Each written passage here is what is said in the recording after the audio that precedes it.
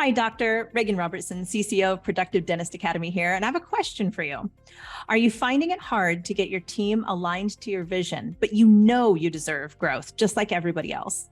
That's why we've created the PDA Productivity Workshop. For nearly 20 years, PDA workshops have helped dentists just like you align their teams, get control of scheduling, and create productive practices that they love walking into every day. Just imagine how you will feel when you know your schedule is productive, your systems are humming, and your team is aligned to your vision. It's simple, but it's not necessarily easy. We can help. Visit productivedentist.com/workshop. That's productivedentist.com/workshop to secure your seats now.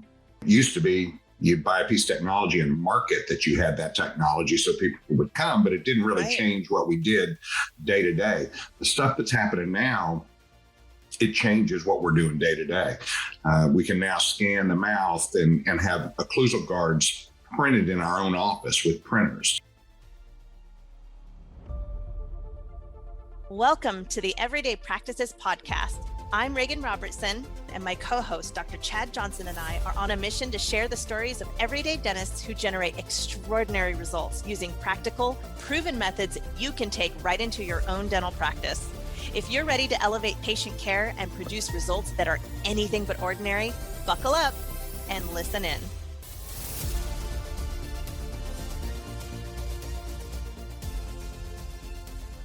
Welcome to another episode of Everyday Practices. I am your host, Reagan Robertson. Dr. Chad Johnson, my co-host, is out today. He is, believe it or not, practicing dentistry. So I have invited a special guest to be with us this day. It is the co-founder of Productive Dentist Academy and founder of Compassionate Finance, Dr. Bruce B. Baird. Welcome to the show, Dr. Bruce. Thank you, Reagan.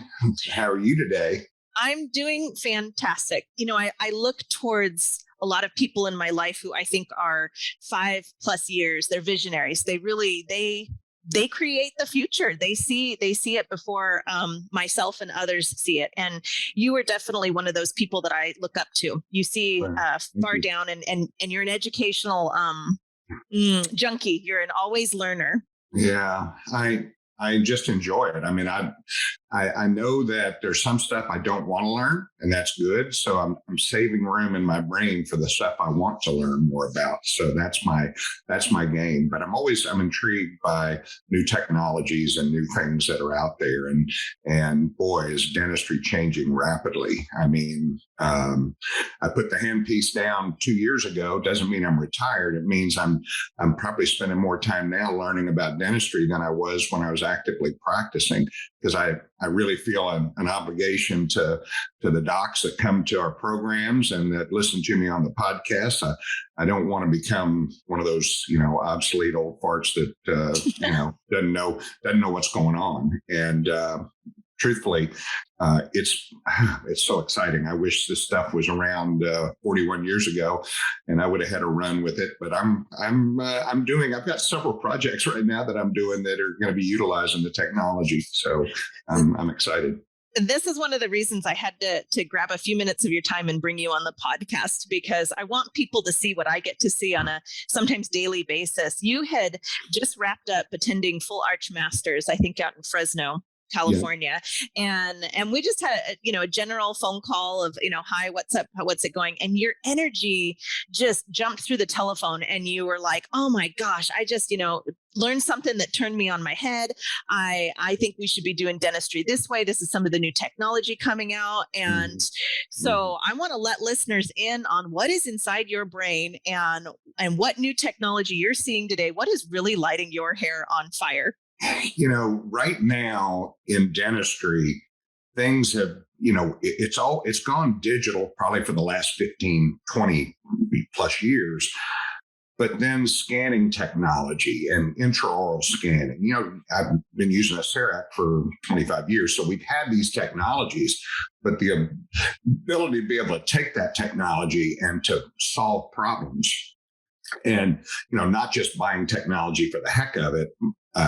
Used to be you'd buy a piece of technology and market that you had that technology so people would come, but it didn't really change what we did day to day. The stuff that's happening now, it changes what we're doing day to day. We can now scan the mouth and have occlusal guards printed in our own office with printers. So, what we've been sending to a laboratory to do, we can now design very quickly with new softwares and print that occlusal guard. They have different materials now that you can use in the printers. There is, and this has been around for a bit, but the technology keeps getting better and better. There's new materials. So you could print. Like what I would do is when I'm prepping teeth, we're making some provisionals or temporaries. Or when I'm doing a same day smile concept, we would spend 5, 6, 7 hours in the op, and I had people trained to design them, and then I would look at them, and then we would make their final crowns. Mm-hmm. But there was no real preview to it. I mean, I could do a mock-up preview for the patient to see it, but it would be close, but it wouldn't be exactly what they were going to be getting. Well, now you can do digital wax ups and you can show the patient what it's going to look like. Not only that, you can prep the teeth, scan that, and they have software, exocad software, which you can use, and it melts the two images together. The image of the diagnostic wax up, if you will, but it's all digital. And it melts that with the prep teeth. And you then find your margins, you hit a button, and in about 19 minutes, using the Envision Tech One printer, you've got a full done temporary with different shades, different colors. But the most important thing to me is it fits perfectly to your margins. So, and Summer is one of the best provisional makers. I would.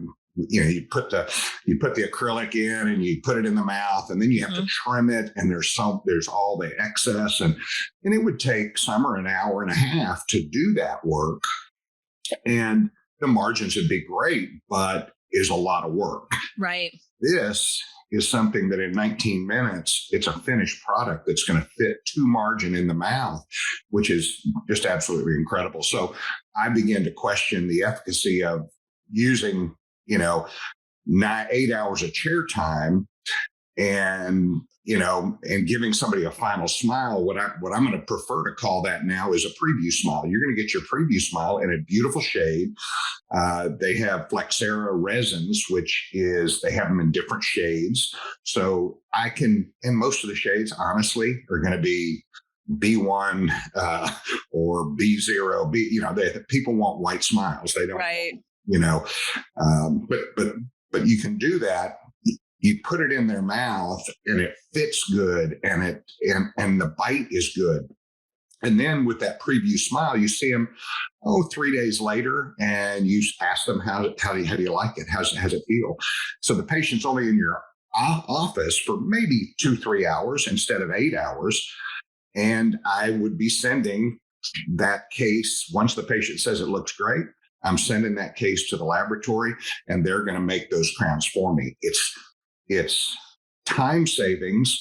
Yes, there's more cost on this side where now you have the lab doing the work for you. Right. I'm okay with that. I mean, I've never had a problem. I love CEREC, and I love using it because of the convenience of doing single crowns and smiles. It was an unbelievable way of getting people involved in cosmetic dentistry, because if they thought they could get it done in one day, that's amazing. Well, now I can say it's a same day smile, but it's going to be, what we're going to be doing is this process using the printers, and we're going to give you a preview smile. They come in, they say, I love it, or I want this tooth a little shorter. We just change it in our digital workflow. And the patient says, I think the shade could be a little lighter, darker, whatever.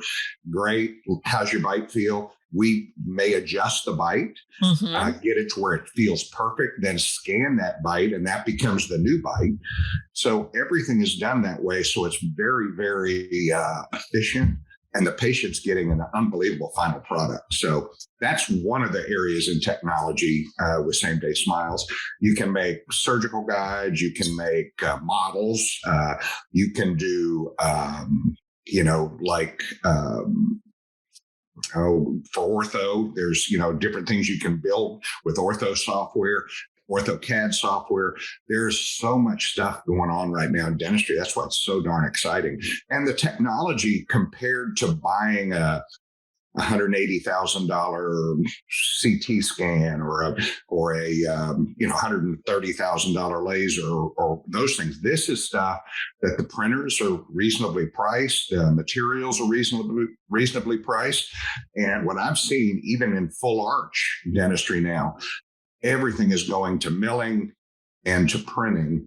And with these new materials, this Flexera is 3 times stronger than our regular acrylics that we use. So, gosh. Is that for the final product is 3 times, or the temporary is 3 times? It's actually the temporary is 3 times stronger.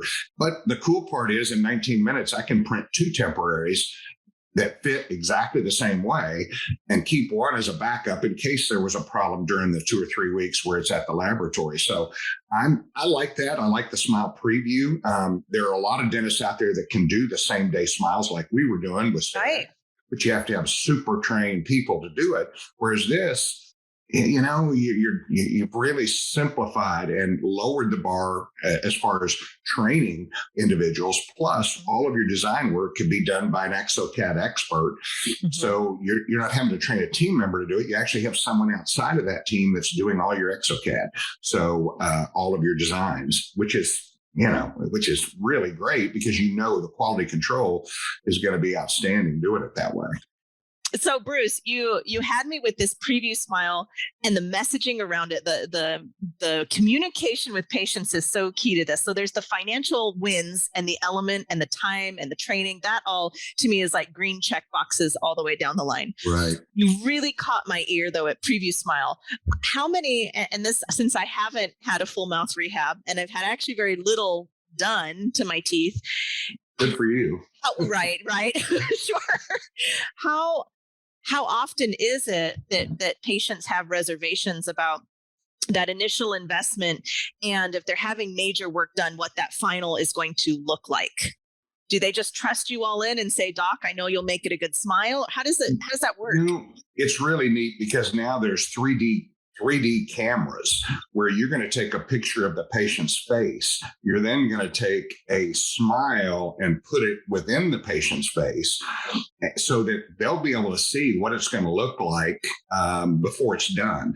And then that's used as part of the digital wax up to say, okay, this looks great on the patient. It's lined up perfectly with the pupils. It's a great smile. There's no slant to the embrasures. Everything fits in that person's smile. And at that point, they make this digital wax up of that, and then it's transferred right to the patient. So the patient does get a preview smile before we even prep the teeth, and they get their preview smile that they get to wear for a couple of weeks. And what I know as a marketer is there's nothing like having a patient out that you've changed their whole life with a brand new smile. And they're out in town and their friends see them and they go, "Oh my gosh, your smile looks great." And their next response is, "Oh, well, this is just a temporary. You're not even going to believe the final." So in other words, it puts them as a missionary out there telling everybody about how great you are. Plus, the technology itself, you're able to make these temporaries for pennies. Literally you're printing it for maybe $5. And so I'm doing something that is quick, much easier for the patient. They get to sit in my chair instead of sitting all day being sedated, which I still am okay with. But hey, let's get that preview and let's let you wear it. Let's get that bite tuned perfectly and then scan it and make it. And we can do the same thing with implants. We can do the same thing. We're going to design that smile, design that case completely digitally. You can print like today, or in the past, we'd have to take a denture, drill holes in it, and do what we call modify it or reline that to the implants. Whereas now you've got cameras, you've got you actually don't take impressions. You actually have these special type cameras, a PIC camera, imetric 4D, but you'll take a scan of the implants. It tells exactly where those implants are placed. You then design the teeth on top of it. You push a button and it mills perfectly to those implants. So now, and I'll tell you, I've done hundreds, if not thousands, of full arch uppers and lowers. Mm-hmm. And every time you're putting your final in and you screw that in, you hear this little squeaky sound. Mm-hmm. And I don't like that squeaky sound. You know that there's tension on it, there's pressure. And for 25, 30 years, that's just the way it is. Well, today with these new scanned abutments and all of this stuff, when I screw it down, there is no squeak. It's just down. There's no way. No extra stress, no extra nothing on those implants. And I believe by doing that, the implant longevity gets even better. So there's so much stuff that we can do now with this printing technology. It's amazing. And milling, no question. Bruce, thank you for sharing and letting us into your mind and see what's new in technology. There was something else when we were in Florida together. So Bruce and I, Victoria, the PDA crew, we were all down at the dental festival. Yes. In Florida, and we were speaking to innovations, and you just decided to go out to the public and say, "Hey, I've been working on something on the side here that's been really fun for my wife and I, and that is mining Bitcoin." Yes, I've been involved in cryptocurrency since 17, November 3rd of 17. I was sitting, it was my wife's birthday. We were in Colorado, and I had been hearing so much about it. Boy, I wish it would have been, 2011 or 10, but it was 17. And I just recently we started mining Bitcoin. And what is mining Bitcoin? Well, it's solving a mathematical equation to be paid in Bitcoin. And Bitcoin basically is a digital currency. Some people think Bitcoin's going to go to, $500,000 per coin. And everybody always says, well, where's your coin? What is the coin? Where is the coin? So, and what it is, it's digital currency. Comparing that to paper currency, people say, well, yeah, but Bitcoin's not backed by anything. And well, unfortunately, neither is the US dollar. It's not backed by gold. It's not backed by anything. It's just backed by our government. And so I've started wondering about a lot of things and thinking about a lot of things. So we started mining Bitcoin. And is it what I would call alternative investment? Yes, it's very much an alternative investment. It's not 100% of my investment portfolio. It's about 8%, mm-hmm. But started at 5. I'm kind of diversified. I've got other things out there, but I started at 5, but it kept growing. Now it's at 8. And, if it keeps doing what it's doing, it may end up being 10 or 15% of my portfolio just because it's grown so much. So, and it's basically buying supercomputers and letting the supercomputers solve the equations, and you get paid in Bitcoin. And you can withdraw that money from the site. I'm actually using a third-party site that is hosting, which I did all the research myself. Charlie Brown, my son-in-law, and the head guy over at Compassionate Finance, we wanted to build our own farm, our own mining farm. I then worked with guys who, one of my buddies who has built the largest solar farm in the world, over in the Middle East. And so we started talking about costs to do that. Yes, we could do completely renewable energy, run our miners in a facility warehouse, do that kind of stuff. The cost to do it for a small number of miners, 200-300 miners or 400 miners. A lot of people are using shipping containers, and they're turning these shipping containers into little mining houses.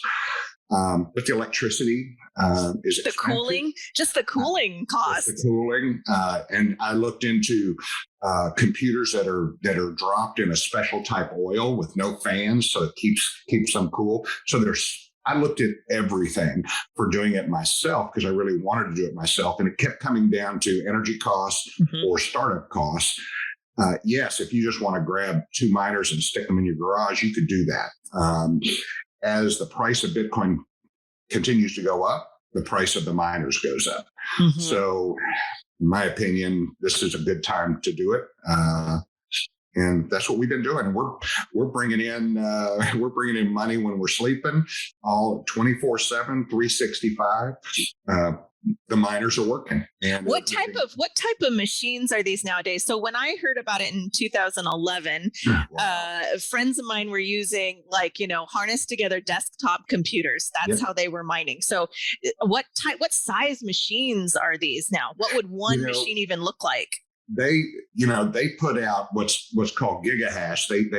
They're computing power, and these are fairly large. I'm using Antminer SJ19 Pros, which put up per second are doing about 100 gigahash per second. So that comes into your entire mining, and it tells you what you have. So basically what you're doing when you're mining is you're buying gigahash. You can buy 10 miners that put out X amount, 800,000 gigahash. We're mining now, over 5 million gigahash. So we're bringing in, a pretty nice little, 50 grand a month on mining. So, and that's at current prices. If the price was to go up, the payoff on the miners is about right now at about 14 months, 13.8 months. So you buy this miner and it pays for itself in about 13, 14 months, and then it continues to make money for you for the next 5 years. So, so you can do it. It's got a great return. I've got money in the stock market. I've got money in bonds. I've got money in real estate. I've got money in different places, but I'm more excited about this than I am probably anything else. Could it go to zero? Yeah, I guess it could. I guess I could, it won't be the first time I've ever lost money, but if you're not willing to play the game, sometimes, you get big returns, the risk is higher, but I like the returns. And I also am a true believer in Bitcoin. I think, so many major companies now are out there. They're building some of the largest Bitcoin mining farms in the world in West Texas, using pop-off gas from the wells as their energy. They're using wind turbines. All the Chinese miners, China stopped mining in China, and they all moved to Texas. They're east of Austin, and they're putting in some of the largest Bitcoin mining farms in the world. But even with all this Bitcoin mining going on, there's still opportunity for somebody that just wants 10 miners or 5. And you could do that in your garage. You could. I just want somebody else hosting it, paying for the electricity, because, you're looking at probably 9 cents to 10 cents per kilowatt hour. Whereas you go to a large group, they can pre-buy their electricity for 5 years, 10 years, and they're getting it 3.5 cents. So you're actually making a 3 times return. Could you do it in your house? Sure. But I'd rather be efficient, and I'd rather have somebody else doing the maintenance. Although I still reserve the right at some point to have my own farm if I want. God, I love your brain, Bruce. I love your brain. It's so here's what's exciting to me, and I want listeners to be inside what I experienced with you. You were even keeled when it comes to investing. So I remember in 2017, because we had annual planning, and you flew up to Washington State, and you were checking your phone constantly, and you were like, look at this, it's changing, it's going up, it's going down. So when it falls to zero, you're ready to take that risk. And you sounds like you've done so by really